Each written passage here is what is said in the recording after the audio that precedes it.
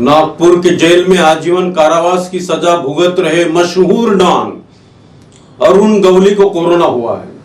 उसके साथ बैरक में रहने वाले अन्य 5 कैदी भी कोरोना से संक्रमित पाए गए। सूत्रों की माने तो अरुण गवली को सांस लेने की तकलीफ और बहुत ज्यादा बुखार है, इसलिए जेल प्रशासन ने उसे मेडिकल अस्पताल में एडमिट किया है। मुंबई शिवसेना के नगर सेवक की हत्या के आरोप में अरुण गवली सजायाफ्ता जीवन बिता रहा है। स्मरण रहे कि इसी अरुण गवली के बारे में बड़े गर्व के साथ बाला साहेब ठाकरे ने कहा था कि पाकिस्तान के पास दाऊद है तो हमारे पास अरुण गवली है।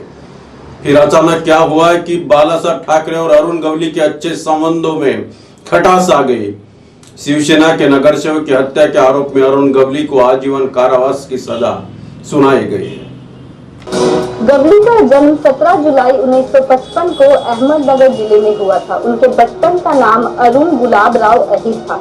गवली के डॉन बनने की कहानी 1970 के दशक में तब शुरू होती है जब मुंबई टेक्सटाइल मिल्स में ताला लग गया। लाखों मजदूर बेरोजगार हुए, भूखमरी बढ़ी। तभी चौल में रहने वाले मजदूर अंडरवर्ल्ड की चपेट में आने लगे और इसी में से एक था गवली। पैसा कमाने के लिए गवली ने शॉर्टकट अपनाया व हफ्ता वसूली शुरू कर दिया। वसूली करते करते गवली रमा नायक, बाबू रेशीम के साथ मिलकर बीआर गैंग बनाई। रमा नायक और गवली दोनों अच्छे दोस्त थे और रमा नायक को अंडरवर्ल्ड के धंधे के बारे में अच्छी जानकारी थी, इसलिए गवली उसकी बातें भी सुनता था। 1984 में रमा नायक ने दाऊद इब्राहिम की डी कंपनी को उसके आपराधिक गतिविधियों में मदद की। इसी बीच गवली की मुलाकात दाऊद से भी होती है। 1987 में नायक पुलिस एनकाउंटर में मारा गया था। रमा नायक की मौत के बाद दगली चौल में बनी गैंग बीआर का धंधा गवली ने अपने हाथों में लिया।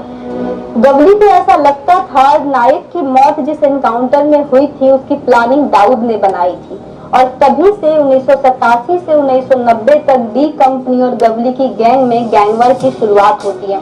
इसी बीच दाऊद की बहन हसीना पालकर के पति इब्राहिम को गवली ने मार दिया था। बदले की आग में 1990 में दाऊद ने गवली के बड़े भाई किशोर की हत्या करवा दी थी। ज्यादातर अंडरवर्ल्ड डॉन भाग चुके थे। अब मुंबई में गवली का सामना अमर नायक की गैंग से था। ये अपनी गैंग को 7 रास्ता के लाल विटाची चौल से संभालता था। दोनों के बीच मुंबई के तख्त को लेकर गैंगवार शुरू हुई। गवली के शार्प शूटर रविंद्र सावंत ने अप्रैल 1994 को अमर नायक के भाई अश्विन नायक पर जानलेवा हमला किया, लेकिन वह बच निकला। इसके बाद मुंबई पुलिस ने अगस्त 1996 को गवली के दुश्मन अमर नायक को एक एनकाउंटर में मार गिराया और उसके बाद अश्विन नायक को भी गिरफ्तार कर दिया गया। बस तभी से मुंबई पर गवली का राज चलने लगा। मुंबई से बड़े बड़े अंडरवर्ल्ड डॉन भाग चुके थे। अब मुंबई में गवली का सामना अमर नाइक के गैंग से था। अमर नाइक अपनी गैंग को 7 रास्ता के लाल विटाची चौल से संभालता था। 7 रास्ता का लाल विटाची चौल और भाई खला के दगड़ी चौल के बीच ज्यादा दूरी नहीं थी, लेकिन दोनों के लिए एक दूसरे को खत्म करना आसान भी नहीं था। दोनों के बीच मुंबई के भाई बनने को लेकर गैंगवार शुरू हो गई। गवली के शार्प शूटर रविंद्र सावंत ने अप्रैल 1994 में अमर नाइक के भाई अश्विन नाइक पर जानलेवा हमला किया, लेकिन वह बच निकला। इसके बाद मुंबई पुलिस ने अगस्त 1996 यानी कि लगभग 2 साल के बाद अमर नाइक को एक एनकाउंटर में मार गिराया और उसके बाद अश्विन नाइक को भी गिरफ्तार कर लिया। यहाँ पर अरुण गवली सतर्क हो गया और सब कुछ आराम से बैठकर देखने लगा। और अब यहाँ से शुरू होता है मुंबई अंडरवर्ल्ड पर अरुण गवली का राज। दगड़ी चौल को गवली ने बिल्कुल एक किले की तरह बनाया था, जिसके दरवाजे 15 फीट ऊंचे थे। वहां गवली के लोग हमेशा हथियार लेकर उसको प्रोटेक्ट किया करता था। कहा जाता है कि गवली के गैंग में करीब 800 लोग थे। उन सभी को हथियार चलाने की स्पेशल ट्रेनिंग दी जाती थी। सभी को हर महीने की सैलरी भी दिया जाता था। यह एक अलग किस्म का गैंग एस्टेब्लिशमेंट था। इससे गैंग के लोग कमीशन पर काम करते थे, लेकिन अरुण गवली ने सैलरी पर लोगों को रखकर एक भरोसा बना लिया था कि काम चले या ना चले, तुम लोगों का घर चलता रहेगा। अरुण गवली के लोगों ने इसे नौकरी की तरह लिया और साथ में दिखाई वफादारी भी। मुंबई के कई बिल्डर और व्यापारी अपने कारोबार को बढ़ाने और दुश्मनों को खात्मा करने के लिए अब अरुण गवली की मदद लेते थे। गवली का नाम और काम दोनों चलने लगा था। अरुण गवली ने इस तरह कम ही समय में खूब सारा रुपया पैसा बना लिया था। मुंबई में अरुण गवली क्योंकि अब एक इकलौता डॉन बच गया था, इसलिए वो हर धंधे में बिना किसी डर के अपना हाथ आजमाया। अब अरुण गवली सुपारी लेने का काम भी शुरू कर दिया था। पुलिस की अनऑफिशियल रिकॉर्ड की माने तो ऐसे कई मामले थे जिनमें गवली ने सुपारी लेकर हत्या और मारपीट की घटनाओं को अंजाम दिया था, लेकिन सबूत और गवाहों की कमी के चलते वो एक बार भी पकड़ा नहीं गया। सुपारी किलिंग के मामले में वो इतना ताकतवर हो चुका था कि लोग उसे सुपारी किंग कहने लगे थे। अरुण गवली कई बार गिरफ्तार भी हो चुका था। लंबे समय तक उसे जेल में भी रहना पड़ा था, लेकिन बहुत से केसों में सबूत ना होने की वजह से उसे छोड़ दिया जाता था। दावा तो इस बात का भी किया जाता है कि अरुण गवली के हर बार बचकर निकलने में कहीं न कहीं पुलिस का भी हाथ था, क्योंकि इन धंधों में वो पुलिस को भी मिलाकर चलता था, जिसका कई मौकों पर उसे फायदा भी हुआ था। 1980 के दौरान जब पुलिस ने अरुण गवली और साई विनोद जैसे हिंदू गुंडे के खिलाफ कार्रवाई की थी, तब उस वक्त शिवसेना प्रमुख बाल ठाकरे के द्वारा मुंबई पुलिस की आलोचना की गई थी। यह इस बात का प्रतीक था कि गवली को राजनीतिक संरक्षण प्राप्त था। गवली और भी पॉलिटिशियन से संपर्क बनाकर रखता था। उसके जेल में सजा नहीं होने का यह भी एक बड़ा कारण था। लेकिन साल 1990 के बाद गवली का शिवसेना से अलगाव हो गया। एक समय था जब शिवसेना गवली की सहायता करती थी। शिवसेना प्रमुख बाल ठाकरे ने उस समय एक रैली में कहा था कि अगर पाकिस्तान के पास दाऊद है तो भारत के पास अरुण गवली है। लेकिन कुछ वजहों से शिवसेना और गवली के रिश्तों में दरार आ चुकी थी।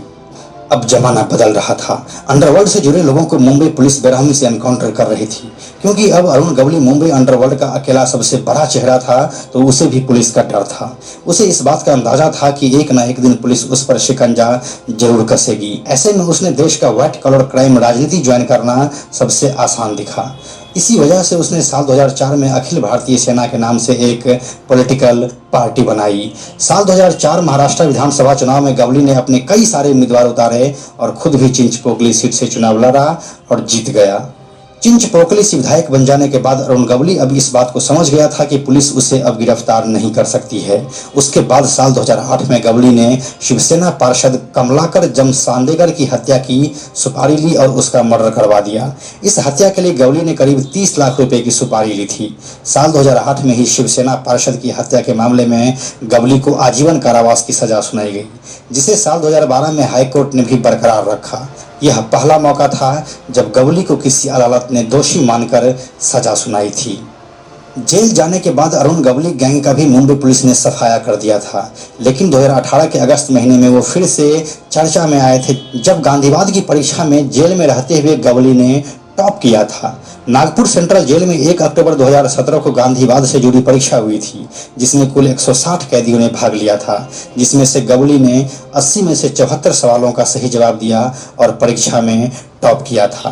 सहयोग ट्रस्ट के ट्रस्टी रविंद्र भूसरी ने मीडिया से बात करते हुए उस वक्त कहा था, हमें खुशी है कि गवली ने जेल में गांधीवाद के सिद्धांतों को आत्मसात करने के लिए गंभीर प्रयास किए हैं, लेकिन सच्चाई क्या है यह तो तभी पता चलेगा जब गवली जेल से छूटकर बाहर आएगा। फिलहाल अरुण गवली नागपुर सेंट्रल जेल में अपना आजीवन कारावास की सजा को काट रहा है। अरुण गवली अभी भी विधायक है, लेकिन उनके जेल जाने के बाद उनकी पत्नी आशा गवली उनका कामकाज देखती है।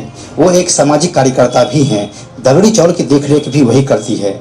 अरुण गवली लगभग 3 दशकों तक मुंबई पर राज किया और कोर्ट में अपने हर पेशी के दौरान वो यह बात जरूर कहता था कि जिसने भी मुंबई के साथ गलत किया वह देश छोड़कर भाग चुका है। इकलौता मैं ही हूँ जिसने देश नहीं छोड़ा। लेकिन कोर्ट ने उनकी इन दलीलों को मानने से इनकार कर दिया और अब महाराष्ट्र और मुंबई की गलियों में अरुण गवली सिर्फ एक नाम बनकर रह गया है।